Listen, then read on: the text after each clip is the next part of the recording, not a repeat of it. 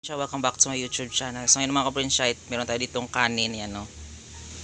So, ipakain natin sa ating alagang mga pagong. So, yan, no?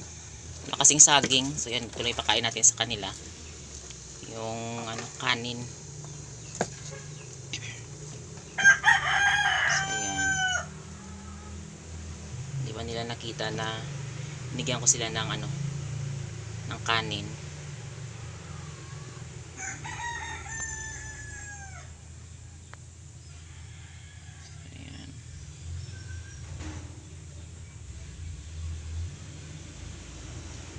Sen siguro ngayon mga kaprinsya is sila siguro tawag dito, hindi sila nagugutom. So ayan, so mga na mga kaprinsya, mga 3 araw ko na sila na hindi nabigyan ng ng pagkain kasi naubos na yung saging. So ayan, pumunta kami doon sa sa bayan. Sobrang mahal din ng saging mga kaprinsya, yung kilo. So 3 piraso mahal din. So ayan, kahit pa paano mga kaprobinsya, itong mga pagong na ito is nasanay din sila sa sa tawag ito, sa kanin. Yan. Yan. So ito yung kanin na sinaing namin kagabi. Ayan, no? So ito yung maliit. Yan. Yung maliit. Ito nakita ko lang ito sa sa gilid ng ng bahay namin doon sa kanal. Kawawa siya. Siguro meron nakakita sa kanyan na bata. So yan, ginawang siyang laruan. So yan, ito nangyari sa kanyang gilid ng kanyang parang palikpik. So ito naman, nadakip din ito. Yan, meron siyang dito, nalian. So yan, ito wala. So yan, kapag excuse me, kapag okay na sila mga kaprobinsya is makawalan din natin sila. Dati madami sila. So ngayon ito na lang yung natira. So yung iba kasi pinakawalan na namin dun sa bundok. So ito naman is siguro natabas ito ng ng manggagapas ng palay siguro sa gilid ng ng basakan. So ayan, na putol yung gilid nito.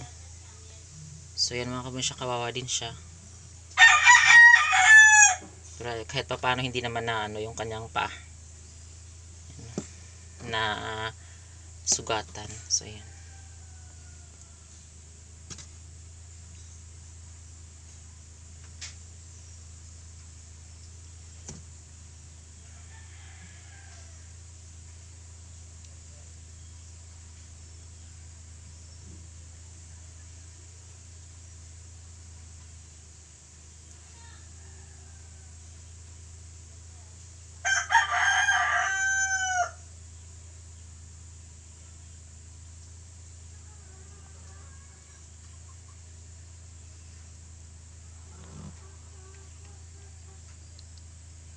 So yan, bago sila siguro sa saging, sa kanin, kasi ilang buwan din sila mga kapresyon hindi kumakain ng kanin. So saging lang yung pinapakain ko sa kanila dati kasi meron kami doong tanim na saging sa ibaba. So ayan, minsan hindi man namin maubos.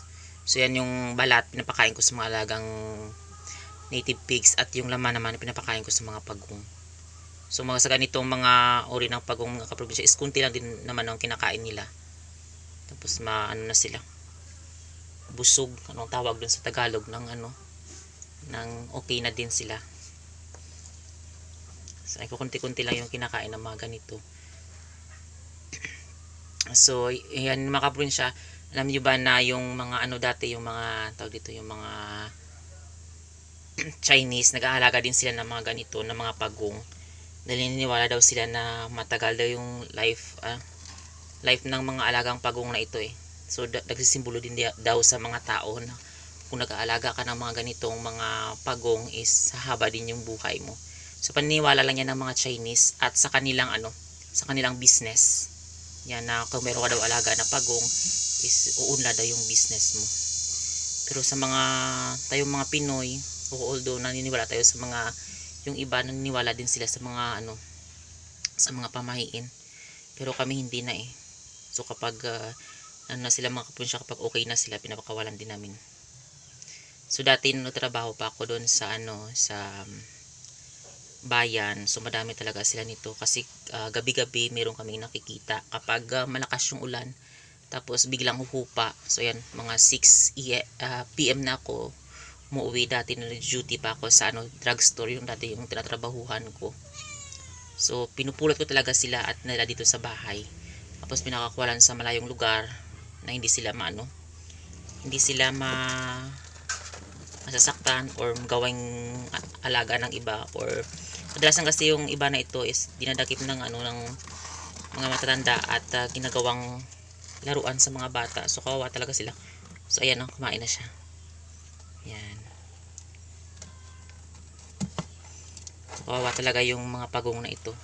Sa mga probinsya, yung mga pagong na ito is nakakatulong din ito sa atin, sa ating kapaligiran. So sila yung parang hinuhukay nila yung yung lupa. Ayan. So yung mga mga damo-damo kinakain nila. So ayan, yung kanilang yung kanilang dumi is nagbabalance din sa ating ecosystem. Nakakatulong din sila. So malaki din yung ambag nila sa ating sa ating kapaligiran. At yung mga pagong na ito is native talaga ito sa ating bansa. So hindi talaga sila makikita sa ibang bansa. Dito lang yan sa Pilipinas. Mga pagong na ito is Philippine turtle ito. So yung mga soft shell turtle na yan is hindi na sila dito sa Pilipinas, is galing yan sa China. So dinala dito ng mga tao. So yan, yung mga soft shell turtle na yun, or yung tawag nila ahas pagong, is yan yung kumakain sa ating mga alagang isda sa ilog. So ito naman, hindi talaga sila makakaano sa atin, o makakatulong talaga sila sa atin. Pero yung mga soft shell turtle na yun is kaagaw talaga natin sila sa sa mga pagkain natin sa ilog. So yan yung mga yung tawag dito, yung mga maliit na mga na mga isda, kinakain talaga nila. So dati kasi dito sa amin is malaki din yung ilog dito sa amin.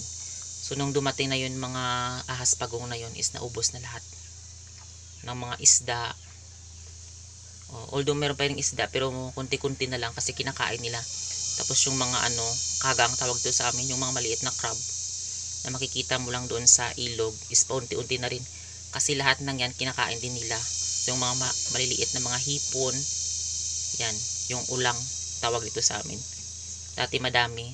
So dumating yung mga na yun, yung mga soft shell turtle na dinala dito ng mga DNR at nilagay sa sa ilog. So nagkunti-kunti na lang yung laman ng ng ilog kasi biglang dumami yung mga soft shell turtle na yun, yung mga ahas pagong. So kinakain niya yung mga isda doon sa ilog. So yung iba naman hinuhuli ng mga tao dito at ginagawa nila ding pagkain. Sa gusto lang nga kumain. So dati nakadakip kami, malaki yun, na parang platito kalaki. So niluto nila. So hindi namin talaga mga kaprobinsya, para siyang hindi talaga kaya ng sikmura namin. So yung iba dito kasi, yung mga bata dito na nandito sa amin, yung iba kinakain din nila. Pero yung iba hindi nila gusto yung lasa. So itong mga pagong na ito is kinakain ito, pero ngayon bawal na kasi yung kunti-kunti na lang sila na natitira sa ating kapaligiran dito sa Pilipinas. So kailangan talaga natin silang alagaan, mga kaprobinsya. Dahil ang mga pagong na ito is dito lang yan sa atin sa Pilipinas makikita yung mga ganitong uri ng species ng pagong. Ayan.